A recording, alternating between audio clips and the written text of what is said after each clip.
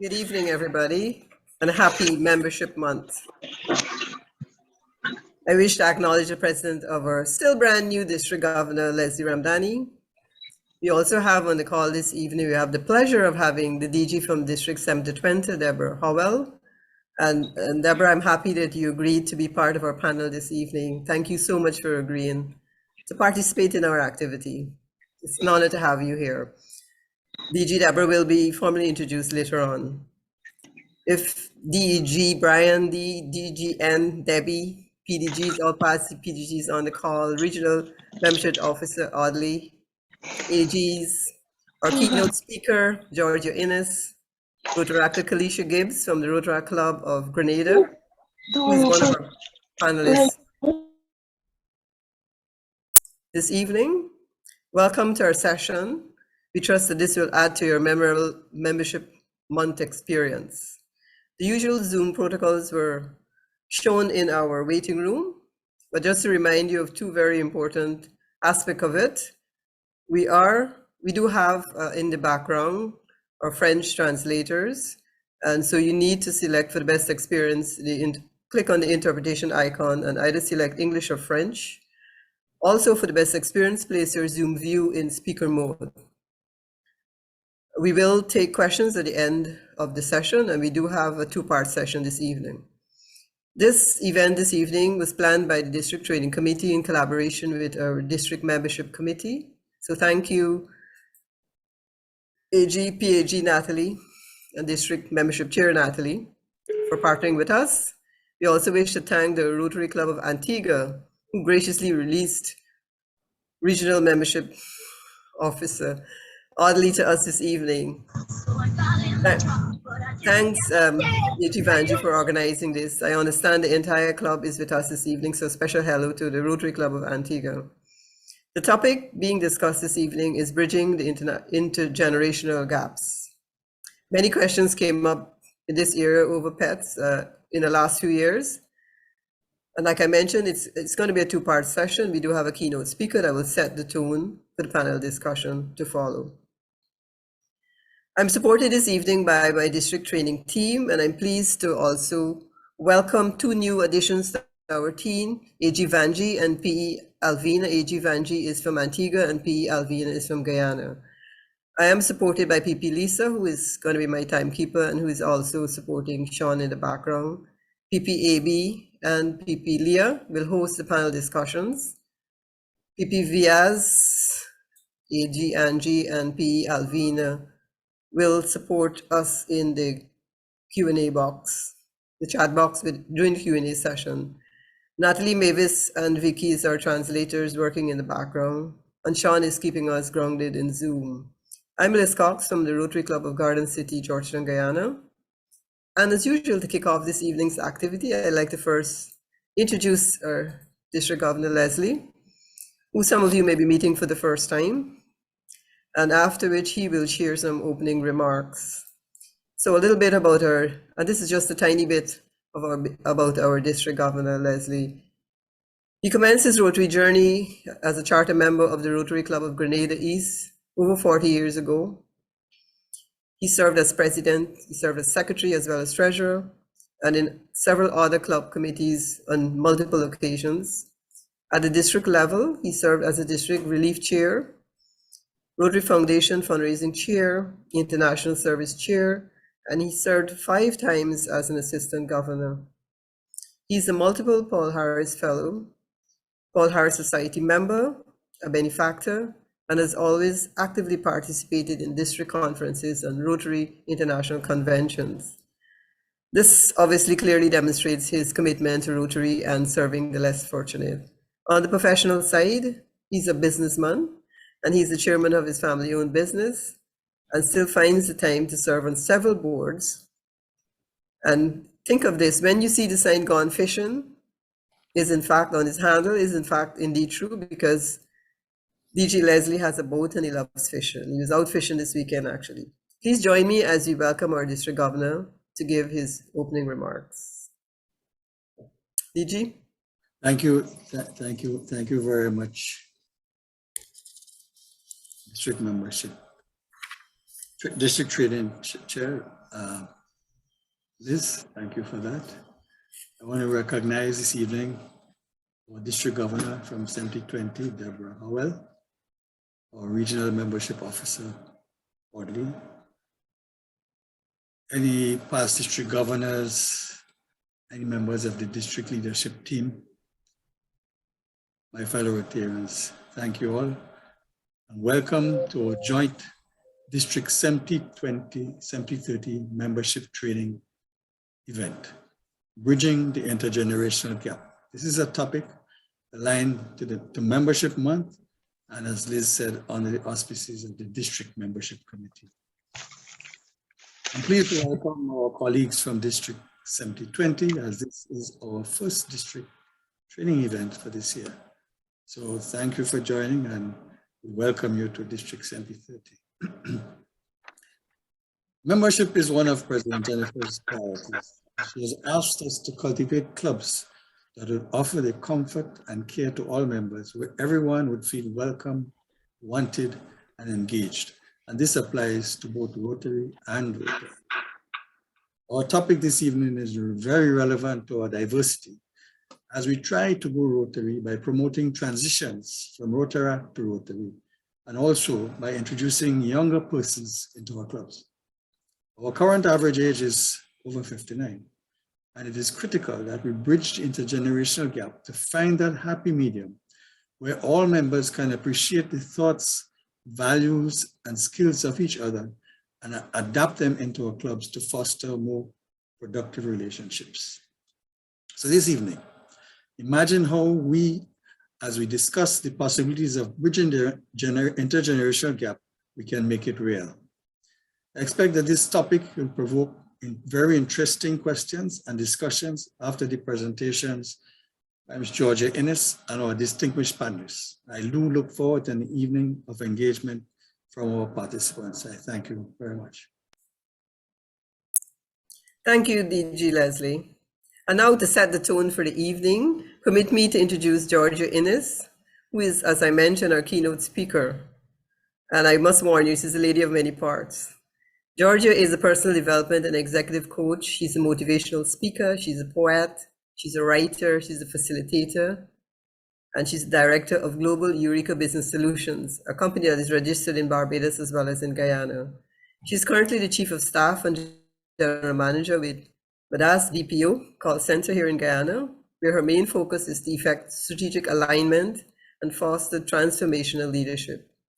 As a certified personal and executive coach, Georgia incorporates her expertise in personality assessments and emotional intelligence to help individuals increase self-awareness in order to become more effective leaders. Just to share a few of her qualifications, Georgia holds an MBA in General Management and Executive Diploma in Human Resource Management from the Cavell School of Business, UWI, Barbados.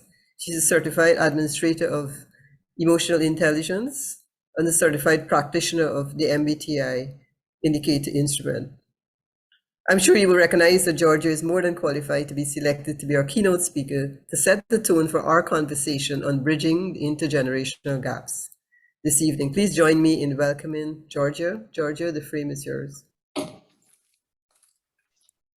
Thank you so much, Liz, and good evening, everyone. Ladies and gentlemen, I am honored to be here this evening. And the first thing I must say is that I've had such challenge of condensing all of the information that I've researched when looking at intergenerational gaps. But since we are condensing it for this session this evening, of course, I wouldn't bore you with all the statistics because we're way ahead in knowing what intergenerational gap is. However, I will do that small definition of the term. But in looking at that, and as I listened to both Elizabeth and I forgot the other person's name, I'm sorry, I realized there is so much that I have attached to Rotary Club. And when I heard about the transition from Rotary to Rotaractor, that I do not understand very much. But if you were to ask me to say one organization that I believe epitomizes bridging that generational gap, I would have said Rotary. And I will still say Rotary, because whatever goes on behind the scenes, what I see is full cooperation and this total camaraderie, that it is so attractive to be a good example of what it looks like when you bridge that generational gap. But just to all of us, they're reminders, of course. So thank you so much for having me. And I hope this start of the program will generate really good discussions. But generational gap really refers to the thoughts and beliefs and ideologies that separate generations. We know of the traditionalist, which is from 1946 upwards, so most of those will be about 76. Then we have baby boomers, according to those definition. Just below the traditionalists, we have Generation X and then Generation Y, which are millennials. And when we look at those, they're characterized by some booming social differences, challenges, so many innovations that each generation has milestones and things that they can characterize as pinnacle for them in their generation. The generation that comes after begins to learn from the generation that has gone before, but they also come with their own characteristics. When you see that continuity, we can also notice opportunities rather than just differences. And in that capsule, that's where we can look at things from the perspective of emotional intelligence, which is increasing awareness of how you show up. That's the personal or self-awareness that you will increase so that you can manage how you show up. So it's self-awareness, self-management, then social awareness, and then social management. Because based on your self-awareness of how you are, how you're showing up in your generation, what are some things that characterize your generation, it helps you to see things from a certain perspective. But in doing so, when you become more aware that there are some very keen things that relate to your generation, you will also understand that other generations have a similar view. So our differences that cause that gap, I am purporting that there are more opportunities than there are conflicts. And this is how we can look at them in order to bridge those gaps. When I looked at the history of the Rotary Club or Rotary International, which, as all of you will know, is a humanitarian service organization which brings together business and professional leaders in order to provide community service, promote integrity, and advance goodwill, peace, and understanding in the world. When I looked at that and I read of that rich history, the first meeting was attended by an attorney, an engineer and Freemason, a coal miner, and a tailor. You can't get more diverse than that. Even though they were from the same generation, one of the things that I believe that is so critical for as a reminder for you and for my understanding, is that the overarching goal for this meeting and the meaning of this organization stems from a shared vision, the Rotary's vision. What's the Rotary's vision? I am now learning. I guess you can all spell it out for me. But together, we see a world where people unite and take action to create lasting change. And I hope this 2018 vision hasn't changed. I hope it is still relevant. Across the globe, in our communities and in ourselves. This to me is a clarion call for unity, for bridging the same generational gaps, for better interpersonal relations, which is one of the pillars in emotional intelligence, for collaborative decision-making and not exclusion. And sometimes we need to be reminded that our differences that may impede such a vision, again, are really opportunities for our learning and really coming together to achieve the vision across the board. We learn to appreciate the purpose over differences. And as I mentioned before, when I look at the Rotary Club, I see cooperation. I see really good team spirit. And that in and of itself will speak of how differences are being handled. The question is, what are some of the issues that may arise because of generational differences? One of the main things that you may find lots of people may speak about is miscommunication and misunderstanding. From the person who thinks that they are right, their perspective is one that they're seeing through their microscope, either through a generational difference, because as you will know, generations have certain commonality within them in their social standing and behavior. You will find that the tone, the gestures, and words used by the earlier generation differs a lot from the current generation. We are exposed to different information. And some of that, as we may say in basic Caribbean parlance, really rub you the wrong way in how people may express themselves. I know in my generation, we have listened to people who have come from the nurturing of our forefathers, some coming out from slavery and have that mentality and that disposition that you respect by remaining silent. You do not speak back or end an elder's sentences. Those things were acceptable and can be seen as polite by earlier generations. I'm not saying that is wrong, because that's how we operated.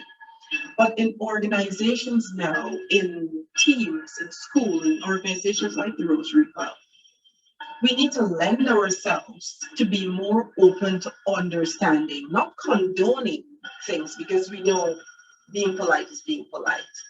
But there are certain words that may not be wrong, but may seem more edgier than those that we have used that may trigger us. And those are the things we need to really understand, what triggers us and how we react to them. And our reaction, which will express to the other person how we feel about it, is what we need to manage.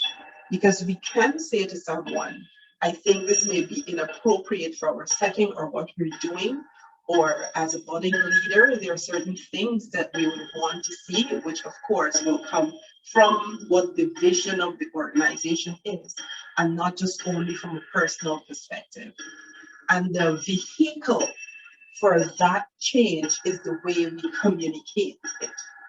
So miscommunication and misunderstanding may arise because of tone, gestures, words, and things that we use, but how is that being dealt with?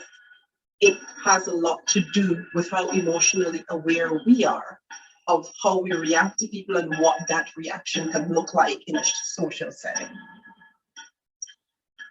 Another thing is the way each other handles conflict. Some of us and older folks may expect younger people to show respect by not being confrontational.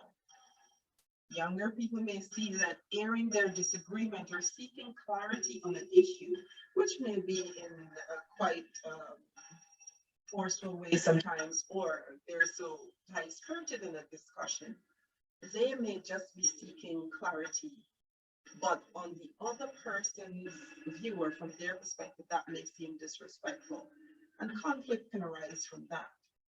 And when those behaviors become pervasive in terms of tone, in terms of people who may see a younger generation wanting to, oh, they're so hot to trot and they want to take over positions, it may be that they are looking on at us or looking on at the older generation to see how you have led. And your leadership infuses them to act. They are least distracted by not receiving permission to move forward. because the younger generation they're more driven. They're more driven to succeed, more driven to seek things that we might not have thought in those times unless given to us. So that energy should not be misunderstood as being disrespectful only. We know what it looks like.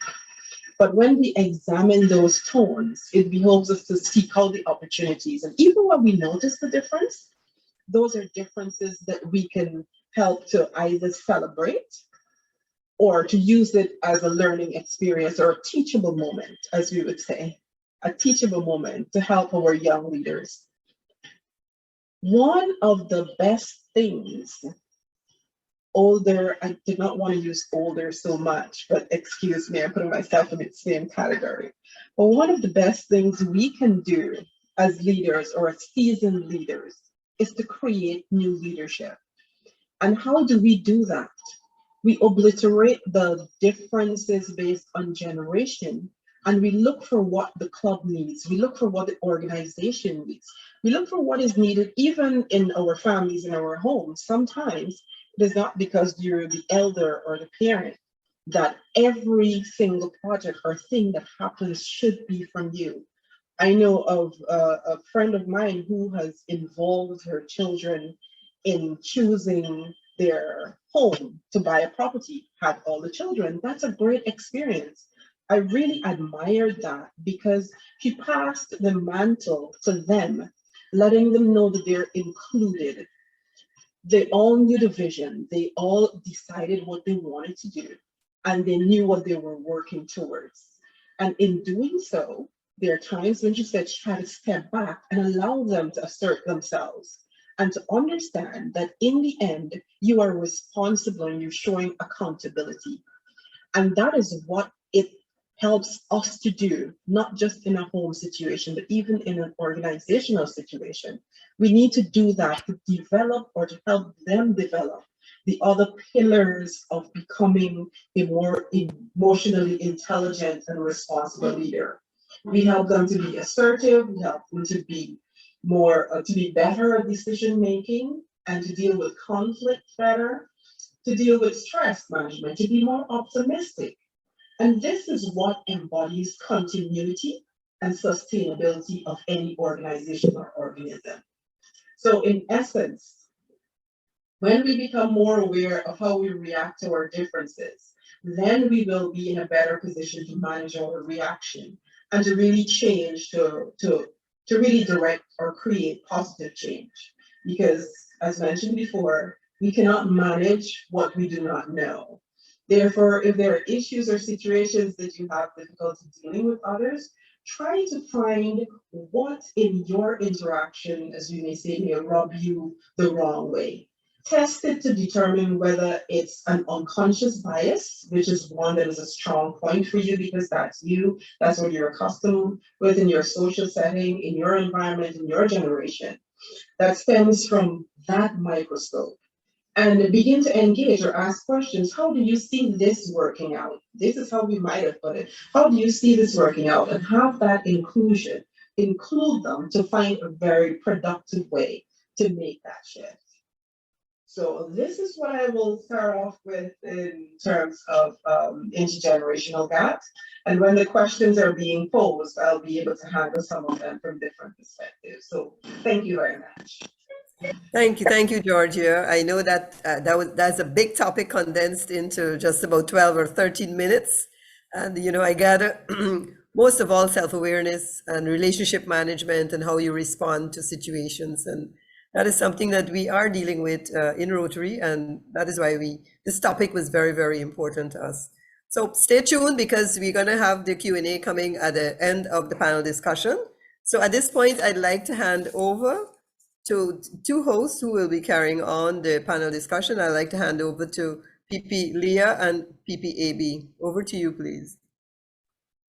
Thanks so much, Liz. Hi, everyone. Hope you've been listening keenly to Miss Georgia Inniss and her words of wisdom on bridging the intergenerational gap. Lovely tidbits on emotional intelligence, which I strongly feel is much needed in today's world. Empathy has gone to the dogs. No one cares anymore. So I was really happy to hear that from you tonight, Georgia. My co-host, AB, can you say hi to everyone? You are muted. Hello. Yes, I'm here. All right. Okay, well, we get right into it. We don't want to keep you back. I now invite our very own DG Leslie to introduce our first panelist. DG Leslie, over to you.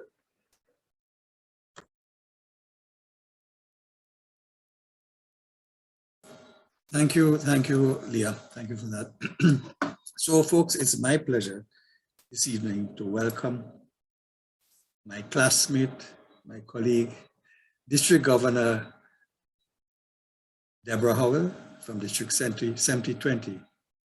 And I shall also tell you that she is my sister in Christianity. So we have very close bonds. So Deborah, thank you very much for joining us this evening. It is indeed a pleasure that we can have this event linking both District 7020 and 7030. So it's a pleasure to have you here, and thank you for that. Thank so you. A little bio on DG Deborah.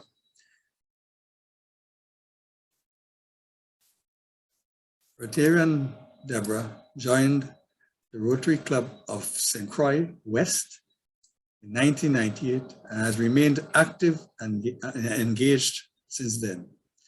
Her classification is administrator, and this is consistent with her public administration and military leadership positions. Rotarian Deborah is currently serving as District Governor of District 7020, which, as you know, is the Northern Caribbean, for the 2023 Rotary year. Prior to her assignment, she has served as President of the Rotary Club of St. Croix twice, Secretary, Foundation Chair, Director, and member of various committees. Deborah has functioned at the district level as Assistant Governor, District and Global Grants Chair, Attendance Chair, Conference Secretary, and Adjunct Trainer for PET. She is Rotary Leadership Institute trained. She's a major donor and an avid advocate for the Rotary Foundation and its efforts. Deborah indeed loves working to improve lives in her community and abroad. She's a consistent member of her club's Community Service Committee. Her life embodies service, whether military, Rotary, or church. Deborah can be found on any day serving in activities to benefit others. Her passion for service has never wavered. She's a member of military associations, American Legion, Post 133, Delta Sigma Theta Sorority Incorporated, St. Croix Alumni Chapter, and Bethel Methodist Church. She's a church circuit steward and a youth leader. So folks, join me in welcoming DG Deborah as a member of the panelist team tonight. Thank you, Deborah, and welcome. Thank you. Thank you. Thank you so much, DG Leslie. Welcome, DG Deborah. It's now my pleasure to introduce our second panelist, who of course is no stranger to us here in 7030 and definitely no stranger to you in 7020. Audley Knight, he's a Jamaican by birth who is currently our regional membership officer at Rotary International, and he supports zones 33 and 34. He is currently based in the USA. However, his Rotary journey began in Montego Bay, Jamaica in 2006, where he held several positions in his club there, including president and assistant governor. He is now in the Rotary Club of North Cobb in Kelisha, Georgia, District 6900. He also sits on several zone committees, and he generally contributes out-of-the-box ideas to innovative club structures. Professionally, he is a distinguished financial expert. Please join me in welcoming Audley Knight to the panel. Wonderful. It's my pleasure to introduce the third member of our panel this afternoon, and she's Kelisha Gibbs. Kelisha has worked in the tourism and hospitality industry for 5 years, where she negotiated terms and signed agreements with travel companies such as JetBlue. For 4 of these 5 years, she pursued a bachelor's degree in business management at St. George's University, Grenada. She is multifaceted and has always been a marketing enthusiast. Kelisha recently started her career in marketing at EME Marketing and Communications Incorporated.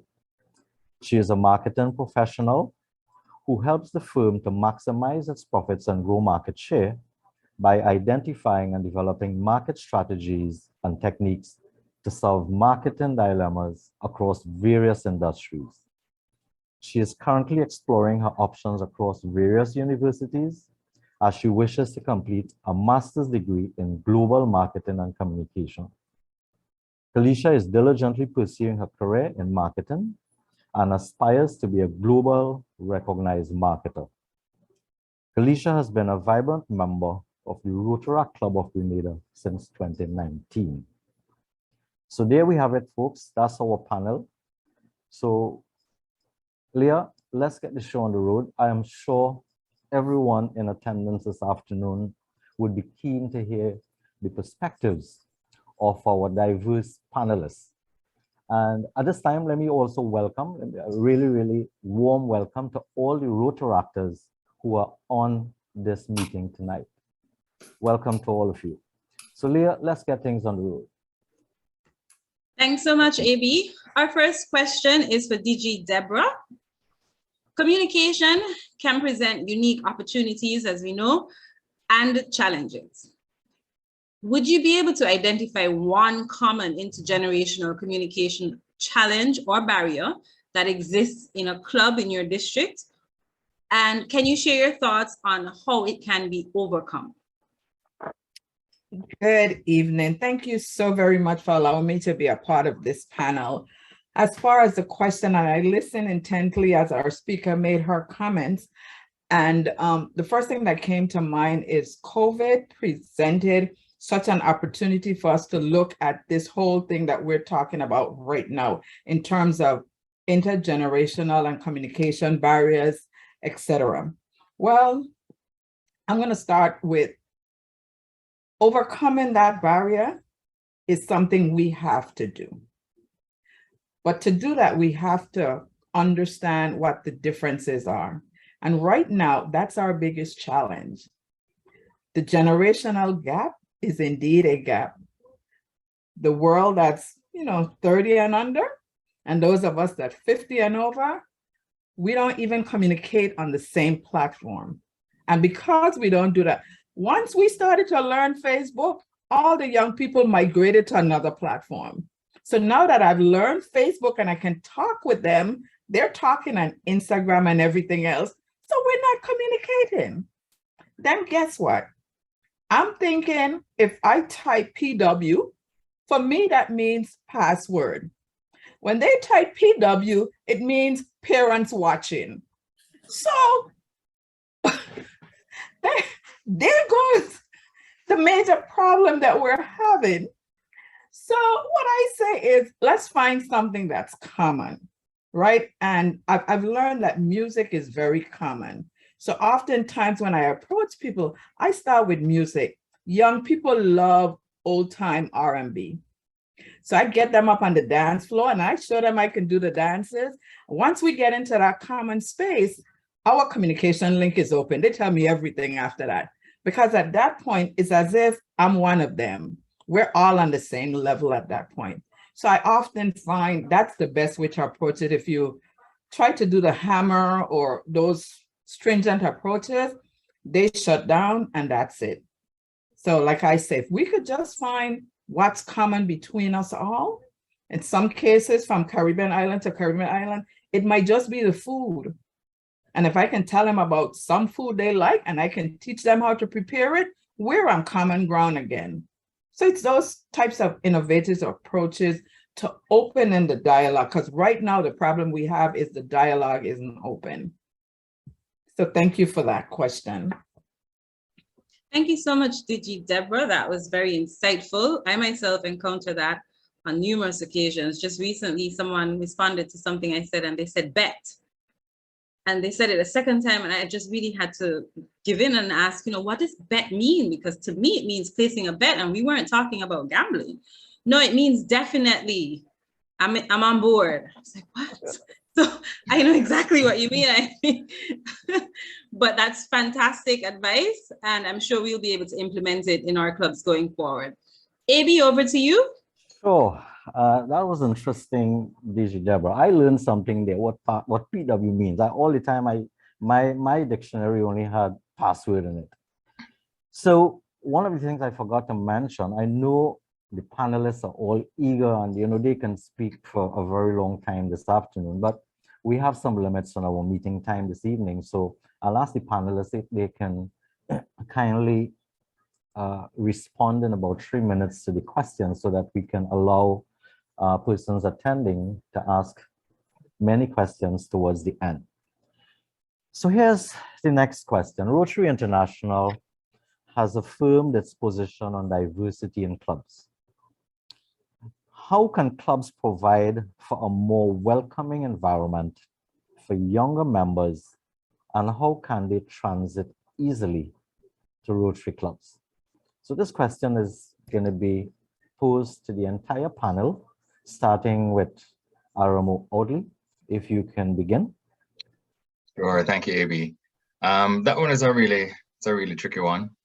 But the punchline that we share on the language we try to use from Rotary International is for Rotary clubs, is to simply try to be a reflection of your community.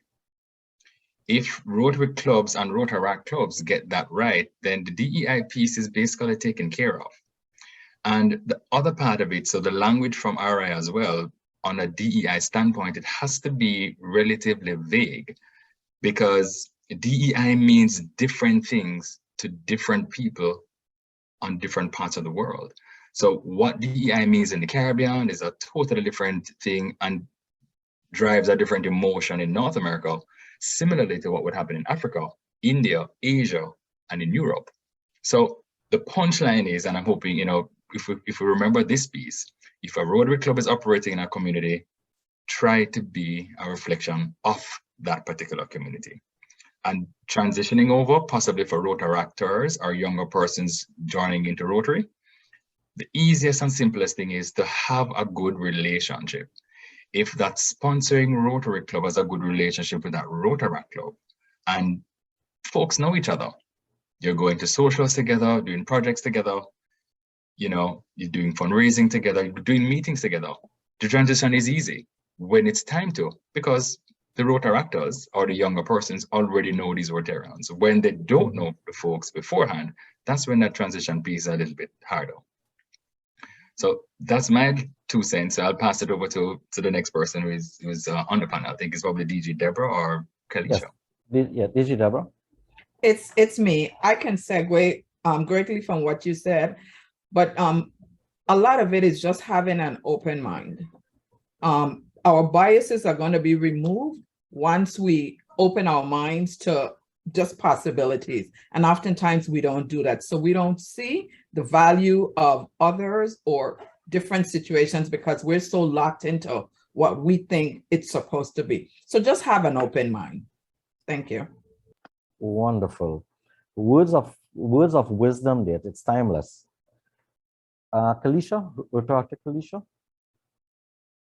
All right, so my contribution would be that for young people, for young persons, we're big on educating. So for that transition to be easier, educate the Rotarians on perhaps certain requirements that you would need to join the Rotary Club.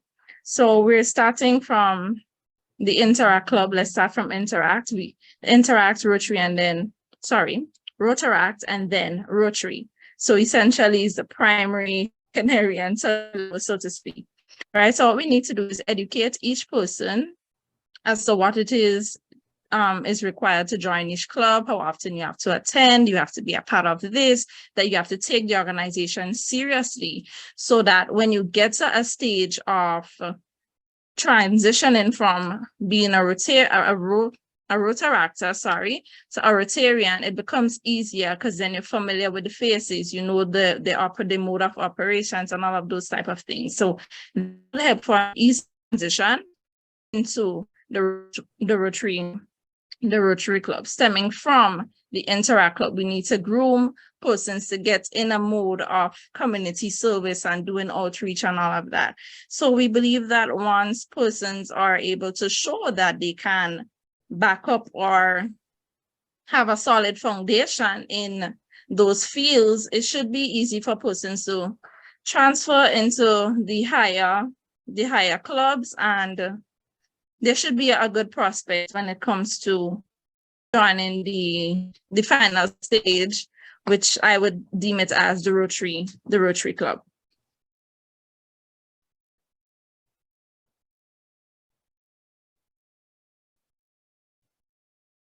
That's it, Kelisha?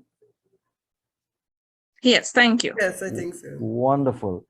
Really interesting perspectives. And what I heard coming out of the response to this question, I heard it from the Rotarian perspective. I heard it from the younger generation perspective. And there actually are some, really convergence points, which I think is worthy of taking note, because that's where I think, that gap is going to be closed by listening to the different perspectives and seeing how we can arrive at common ground. Leah? Definitely, I agree, AB. Thank you so much, panelists. This next question is just for Rotaractor Kelisha, though. There is a school of thought that believes that each generation is uniquely placed to offer value to the other. Can you then tell us or share your thoughts on engagement opportunities that you think can be offered to young professionals joining Rotary?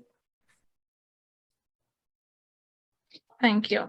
Yes, again, we're big on education.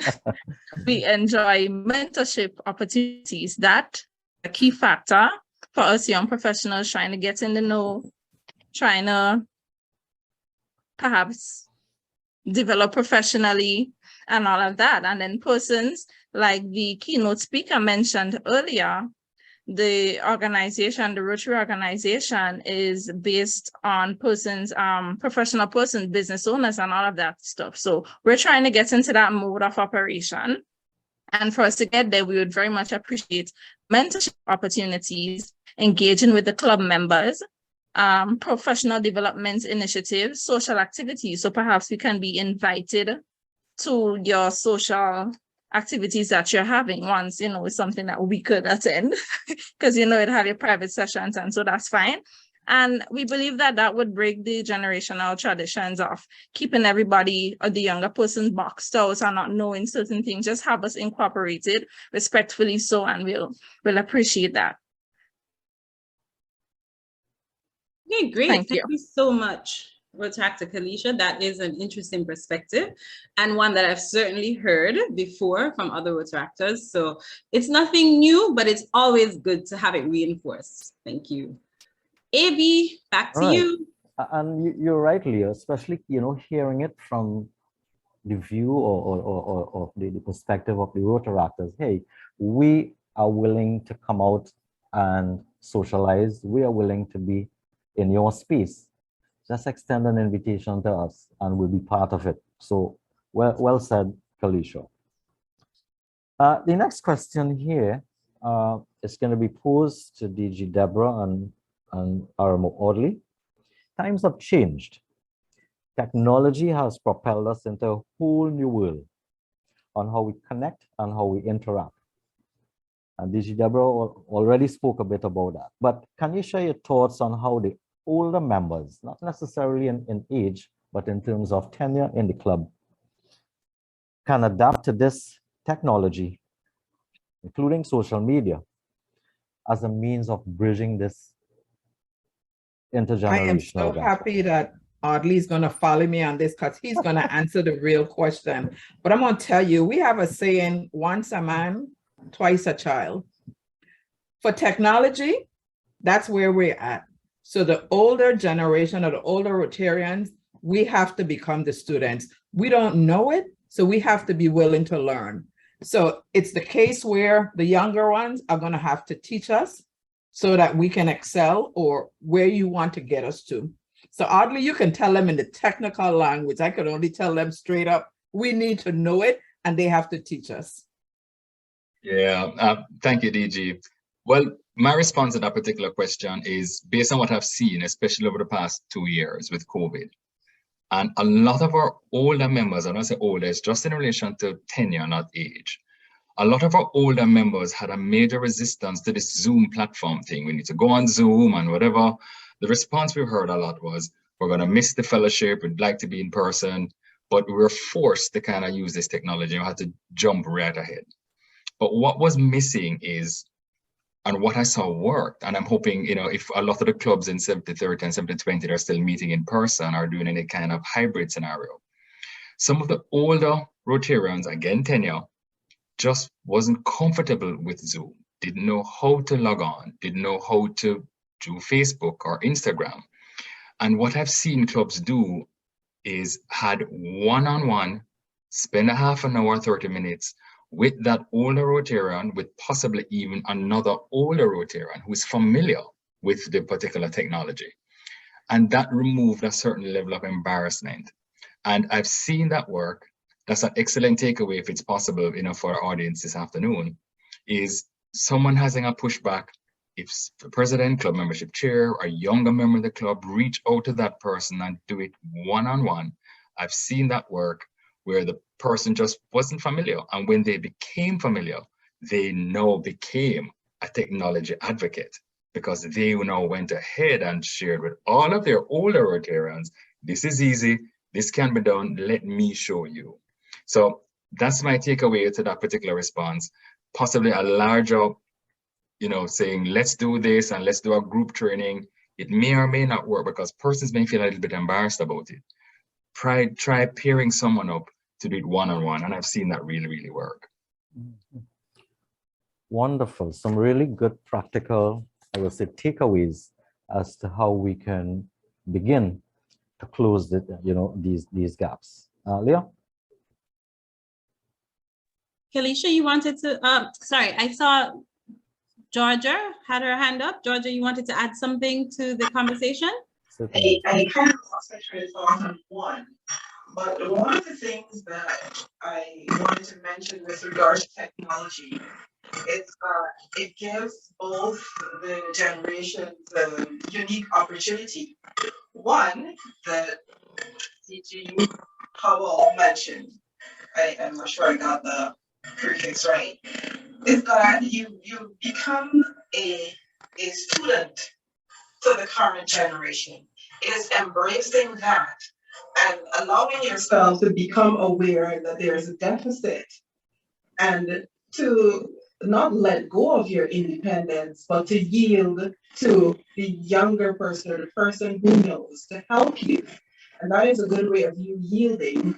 On the younger person's side, it is an opportunity to show empathy and patience with the older generation. So it creates opportunity across the board. With regard to doing or creating activities to help younger people to integrate into the club, we need to realize that motivation really induces optimism. And to help them to be optimistic to move in Rotaractor and then transition to Rotary, there must be a concerted effort to create programs and initiatives that will help them to feel a part. Because one of the things that destroy relationships, and you will hear the terms being used by someone, yes, I know you have your own thing, but if we can, it really shows a divide there immediately. We have sections, you have different parts, but you can also show that it is either a graduation to or an ascension to that based on how you are able to deal at different levels. Because every family organization, you have those responsibilities. You become more accountable, you become more involved, and it goes out like that. So those are the 2 points I wanted to mention, technology and inspirational youth. Thank you. Thank you so much for that timely intervention, Georgia. We now move on to our wrap up, just before we open the floor, we'll give all of our panelists a 30-second time frame to give a wrap up on a summary, if you will, on how they think a message they can give to both the older and younger and my generation, which is the middle, because I refuse to say I'm included in the older generation, albeit I'm almost 40. But how do we get the generations to bridge the gap? If you had to give some advice in about 30 seconds, so we're talking an elevator type speech here, each one of you, how would you advise all the generations on bridging this gap? We'll start with Kelisha, then we'll move to Audley, and we'll finish off with Deborah. All right. So very important to note. So I believe that once we communicate effectively and respectfully with a multi-generational frame of mind, while leveraging differences, we can build a stronger organization and bridge that generational gap. Thank you. My turn. My thoughts, it kind of popped to me where, from a Rotary standpoint, where Rotary is a membership organization that does service, where all ages are needed. And similar to Rotaractor, we are partners in service. So in my mind, we need all persons from all walks of life so that we continue to grow more, to do more. That's my Okay, and for me, I would say service is in our DNA. So let your action of professionalism and tolerance exemplify what Rotary is truly all about, whether you're young or old. Thank you. Great, thank you so much to all of our panelists. Please don't go anywhere. We are now moving into the Q&A segment. So you will have some questions from our audience that you can elaborate a bit more on. Liz, I'll turn over to you for this aspect. That's it for me and AV. Thank you all so much for your kind attention. Thank you, PP, AB and PP Leah for facilitating that session. I think it was quite interesting listening to the different perspectives, the seasoned and the young person. PW is like, please wait for me. So parents watching, that's a new one for me tonight. All right, so thank you so much for doing that panel discussion session and facilitating it. Yeah, we do have some questions. I see Virginia's firing up our chat box.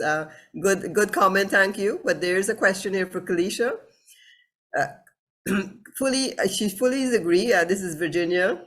Fully agree with your approach. You fully agree with your approach. And how do you see training and mentorship working in practice?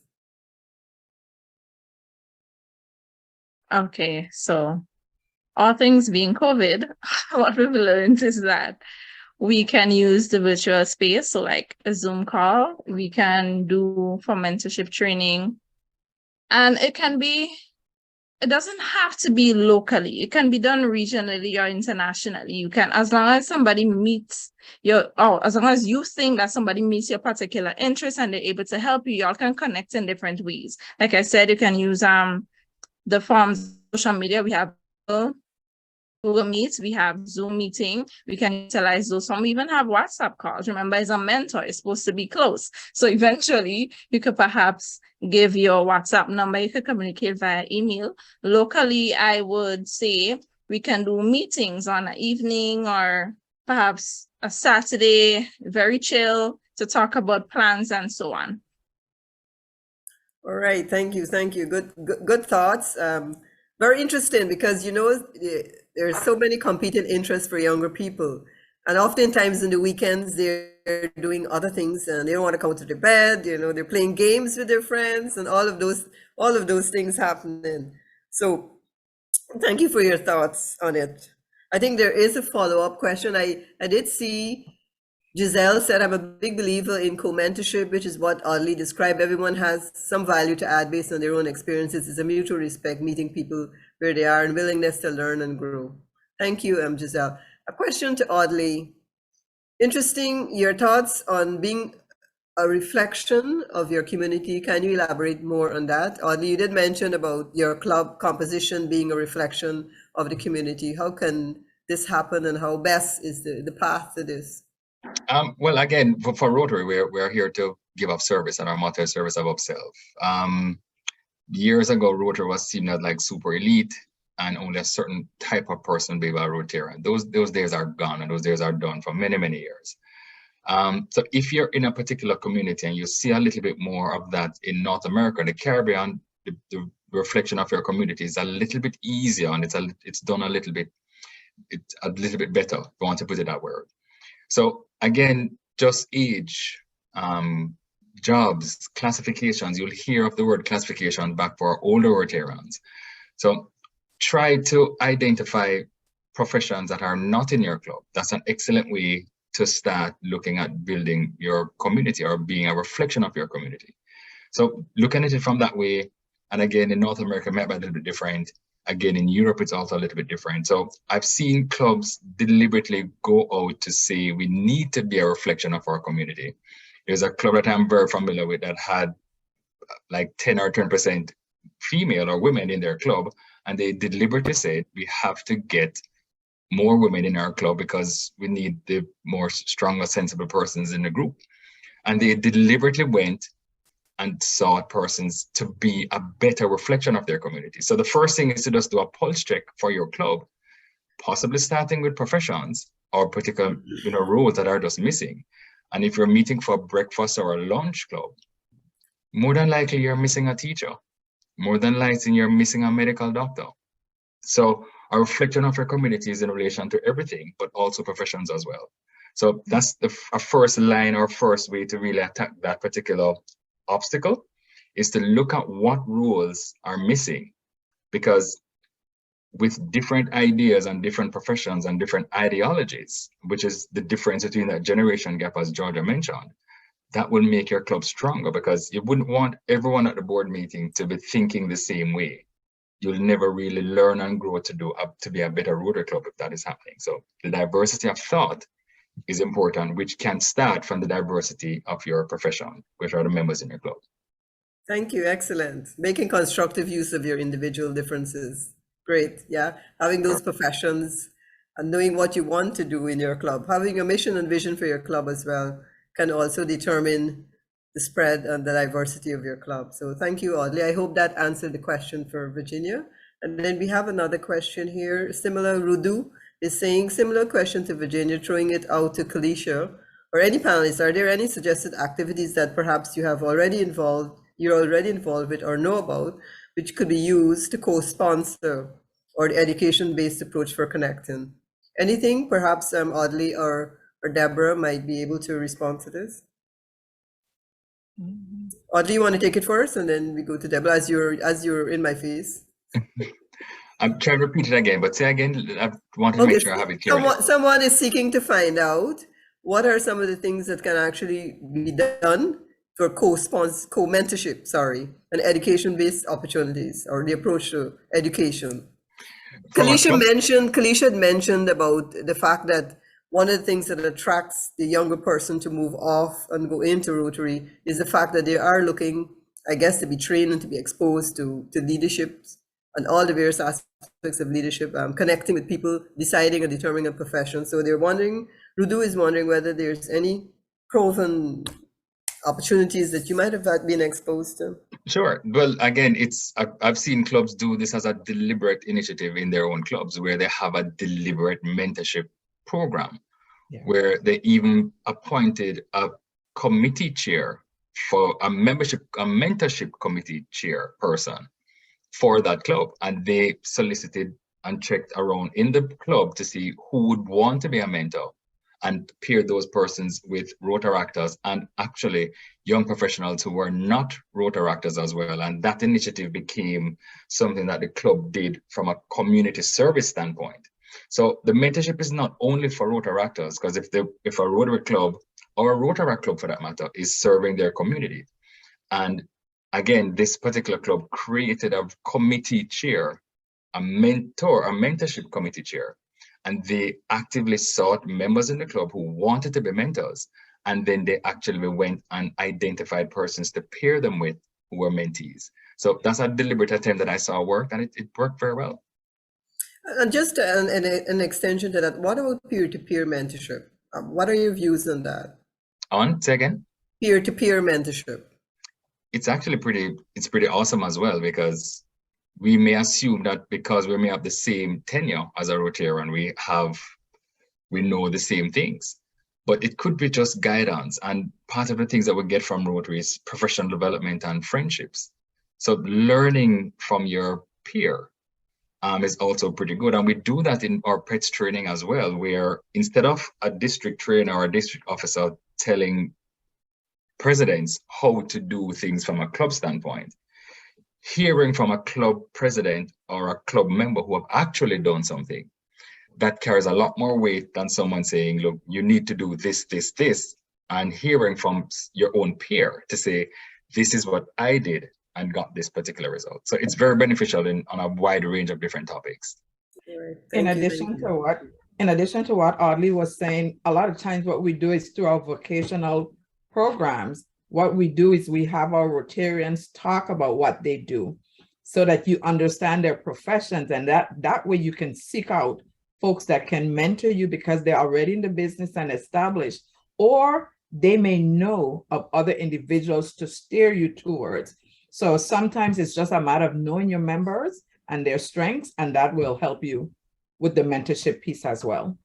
Additionally, I believe that the Toastmasters International is connected with Rotary in some way, and having persons from the Toastmasters Club can also come in to mentor persons from Rotary and even the Rotaractor clubs. I myself am a member of Toastmaster Club here in Grenada, and I can see how that has helped me grow, and perhaps we can integrate that as well as a larger part in the mentorship aspect. Right, thank you. And as I said, Virginia is firing up the chat with questions. A question to DG, Deborah. When you find a common ground, how do you keep the connection ongoing? I use every platform available. I tell them, you can text me, you can WhatsApp me. I am one of the folks that still have a landline in my house. I pass out business cards. You know, once we establish that there's some common ground, I keep it open because I realize, especially with the younger generation, there's so much to learn from them. You know, I went to school 20, 30, 40 years ago. Curriculums have changed. So when I talk to them, I learn. So I don't close the door once it's open. Thank you, thank you. And I have some private questions that I would quickly like to ask. First question, if age is not a number, but rather a state of mind, what are the implications for Rotary as we try to bridge that gap? It's not a trick question, oddly. The first thing that came to mind, just following up on what DG Deborah said, is that common ground. Luckily, with us in Rotary, that common ground is around service and giving back to once you have the means to give back and have the opportunity to give back. So that common ground can be around service. So the age gap is just totally, whatever that is, the common ground that we have this wonderful vehicle through, which is a Rotary movement. That's the common ground. The only difference might be what particular service project these generational differences would prefer, but the essence of it is our common ground that's bonding us together is the give back of service. So a younger person may want to do more environmental kind of projects. An older person, again in tenure, may want to do something different about literacy or whatever it is. But the good thing, that punchline, that thing that binds us together, is giving back of service. So luckily for us, again, through Rotary, we have that common ground already in place. Yeah, thank you. I recall a story that PDG David shared, must have been last year, where there is, obviously we're two generations in the club, and they're older generation. I mean, a lot of them perhaps been there, done that, and they always say that, it's for the younger persons to take the mantle and move on, and they sit back, have lunch or dinner. But he said something that has really stayed with me. He mentioned that they had a project going, and the younger persons were trying to, or was it you? The younger persons were trying to get the attention of the police officer, and it was an older person in the club that made that connection. All right. So I mean, those are the things that I think both parties can benefit from. The traditions, yes, but there are things where the younger persons may not have the connection, but they have the energy. They want to do things. They want to see action, but they need the help. They need the help to connect the dots and make it happen. So thank you for your thoughts too. There's a question for Kelisha concerning mentorship. What advice would you give to Rotarians who are having challenges with mentees where the mentee doesn't listen or is disrespectful? Okay, well, that conversation has to be had. So,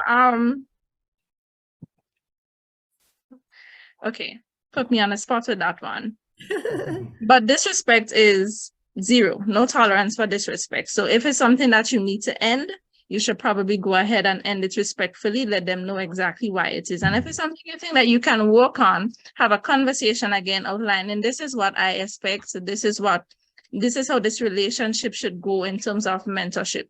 So again, communication has a big part to play with rectifying such issues, but zero tolerance for disrespect, no. Can I add something real quick? Sure. Just following up on that, especially if it may be a troubled person, doesn't matter what the age is. Definitely disrespect is definitely off the table. But we may even seek guidance from someone else. It may be the club president, it may, if it's a Rotary related mentee mentorship kind of relationship, it could be the assistant governor, it could be the district governor. So before you actually sever, because that person may just need help, hence the reason why they're reacting that way. Yes, that's right. Again, it's no tolerance, but possibly before we actually close that connection is to seek some guidance from an independent third party. That might be helpful. Right, thanks. Yeah, sometimes you might need a specialist because sometimes they're acting out. But what I find interesting, because I've been part of a mentorship program, is that they try to match the mentee with the mentor based on their profession, based on some of the things that they like doing, some of the things that are common between them. And sometimes it's a good match, sometimes it's a mismatch.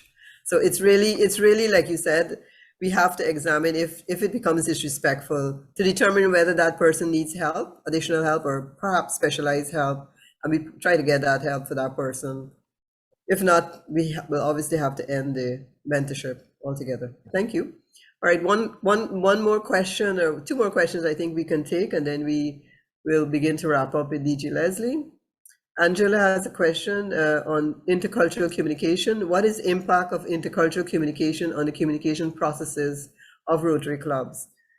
Audley, I don't know if you wish to take that, because I know and have been attending some sessions with 6990, and they do have some culture clashes. So perhaps you might be able to.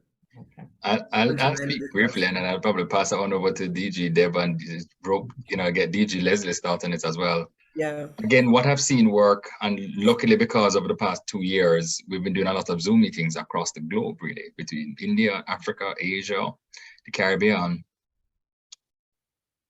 I find that our common ground comes in and helps a lot where that is concerned. And our common ground is service and giving back of service.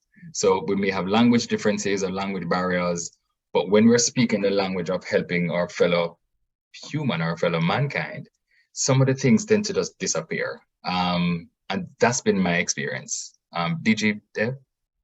And I'd have to echo that, because most times I don't see the cultural clashes once we're having those discussions. There's something that tugs at our heart and action needs to be taken, and we gravitate and we all do it. So I'm not sure, what we would need to do, because most times it's not really there. Okay, thank you. DG Leslie, you want to add your voice? No, I fully support Audley's and Deborah's comments. Certainly, service is what brings us together. And the other aspect that is a fellowship that is involved. So if we get involved in doing project activities, the fellowship that emanates from doing that service project is what really solves any cultural differences we may have. So indeed, it's so correct, to have those sort of things. All right, thank you. Is Georgia still on the line? Georgia, you want to give a stab at that in terms of your own experience? I'm sorry, I just had to move away a bit. What was the question? Well, it is about intercultural communication and what are the impact of intercultural communication? Oh, one of the things I think organizations do is to establish their mode or way of communicating, because different cultures may communicate differently. You may have different the generations may communicate differently. But just like a regular organization, there's an established culture that when coming in, that is how you would like that communication to be between people. Of course, you respect each other's differences, but there must be a line of what it dictates and how you communicate. I don't know how to do it well enough because I was not listening, but I think when it comes to communication, there are established rules within organizations and people are to comply. Or at times you may find situations where there may be some infractions, and based on empathy, based on the rules of how you deal with things of that sort, you're able to have corrective measures that may not be that harsh to dissuade them from contributing or communicating, but I will help them to understand how it really works. All right, thank you, Georgie, because I know that you are at the office still, and I know that the office is about to close, and might close you up in the office. But thank you so much. I think this was this was a very interesting session. I think we can go on and on discussing the topic of emotional intelligence, the topic of the whole process of being aware of yourself and how you respond to situations. Using different things to bridge that gap. I think Deb mentioned a lot about what she did, what she does, and what happens and what is effective and how it works, and the fact that it is a possibility. It's an opportunity. It is not a challenge. It is a great opportunity to bridge that gap, and I think we can actually use COVID because there were the more seasoned Rotarians who didn't want to go online. Now they don't want to come off of line. It's a strange thing. They don't want to go back face to face because it's easier now for them. They're in it. They understand it, and they're happy and comfortable doing it that way. So I think we did have a good session, and thank you so much, both of you. And I certainly would like to ask DG Leslie to close off the session, extend gratitude. DG Leslie. Yeah, thanks a lot, District Trainer Liz. Folks, first I want to thank AG Vanji for opening up this entire event to us. I know that you grabbed Audley early in the game to make sure that you had him with you, but when you told us what was happening, we had to ask you, no, it's not fair. We have to share it with all of the district and beyond. So Vanji, thank you for being so generous and sharing Audley with us tonight. We really appreciate that. Our guest presenter, Georgia, you have been phenomenal. I thank you so much for setting the tone for this evening's event. I think after you spoke, you see what emanated from that, the discussions that came out. The panelists were very much involved in the discussions. And I want to thank first Audley for spending some time with us this evening. I know you're a busy man. You're the most wanted man in Rotary where membership is concerned, but we thank you for sharing with us this evening and sitting on the panel with us. My compatriot, Kelisha, thank you. You have done a wonderful job. Thank you so much for joining in on this panel tonight. Your contribution was indeed tremendous. And of course, as I said before, my colleague, my classmate, Deborah, you have been simply wonderful, wonderful. Thank you so much, not only for you being here, but for ensuring that District 7020 was also represented here. These are the sorts of things we need in our two districts to bring us closer together. And I really appreciate your being here to serve on the panel with the other two persons. So wonderful, wonderful. I want to thank our district training team led by Liz who brought this event together. You have done a great job. I know you all have been working over the last couple of weeks since once we got to realize that we could have shared this with the district, preparing for this presentation. So thank you, team, for the wonderful work you have done. Very wonderful. To our participants, without you, we couldn't have an event like this. There were over 155 at one time, at one stage. And this is good for both districts to come together to listen to presentations like these. As said earlier in the day, this is membership month. Rotary cannot survive without members. We need members more than ever.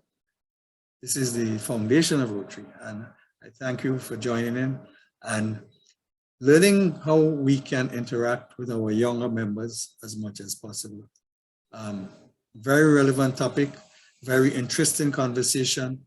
And judging from the answers, the questions and answers posed, I can see that everyone really appreciated the presentations that were put out tonight. I thank you for that. I want to thank the people behind the scenes, the IT people like Sean Paddy and his team for putting this together for us. We really appreciate that. Folks, that's about it from me, Liz, unless I forgot anybody, but it has been a wonderful session and we do appreciate our participation, everyone. Thank you. Our translators, Mavis, Vicky, Oh, yes, of course. and Natalie. Thank you. And Natalie, thank you so much.